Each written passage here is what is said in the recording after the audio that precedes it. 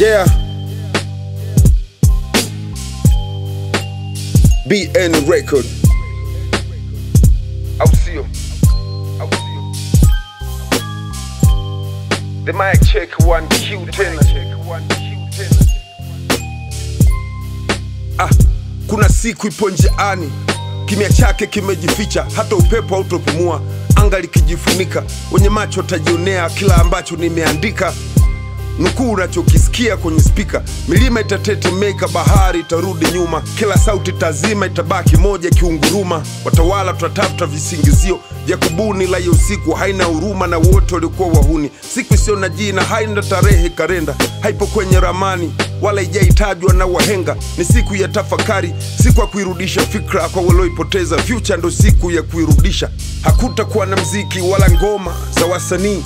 We subiri tu hiyo siku, utaiona. Watoto watauliza baba, mbona utoki? Hautakuwa na cha kuajibu zaidi ya kufuta machozi. Itakatwa mikono ya waliochezea maisha wenzao na kuadhibiwa vikali, yao midomo itafumbwa. Hawataongea kitu chochote popote. Ikifika hiyo siku inayokuja, ni kioo kisichopendwa na uso wenye maovu, maana kifichi kinaonyesha kila aina ya makovu. Ni hukumu ya hekima, ni ndoto za wasiolala, ni mwisho wa nyuma la pazia la waliotutawala.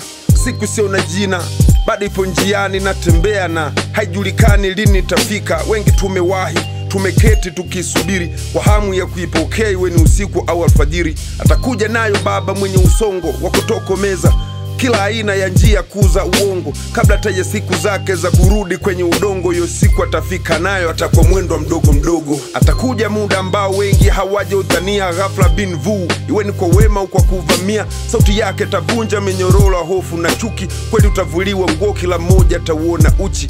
Hata bila silaha atapigana vita kwa kuzitumia fikra na falsafa, na atashinda. Maneno yake atakuwa ni mfano wa mwanga kwenye giza, na tamani ni usijafa hiyo siku itakapofika. Huyo baba atajihubiria mitaa bila kanisa, bali majukwaa ndio madhehebu yatakayotumika. Vazi lake la fahari litakuwa ni unyenyekevu watakao kuwepo, japo atakuwa sio malaika. Atazungumza na watu, mashamba na milima, atairudisha maana ya adhabu iliyosahaulika. Atakilea kizazi kwa kukipa kinachostahili, sio ahadi bali kwa vitendo vya picha kamili. Atawainua waliokaa chini kwa muda mrefu kwa kuwapa nguvu ya kufikisha kila sehemu. Atazungumza lugha moja ya ukweli, sio ya kabila. Usiamini, omba uzima, ndio siku itapofika. Ataangalia mbali zaidi ya macho ya satellite, atofumbia maovu, atayaweka mbele ya halaiki. Wapo watakao mwita Mungu kwa ukuu wa mambo atakayoyafanya kwa ajili ya asili na sio ndugu. Wanaojifanya watakatifu watatetemeka siku isiyo na jina itapofika, ili kuwatokomeza. Atazibeba ndoto za waliopoteza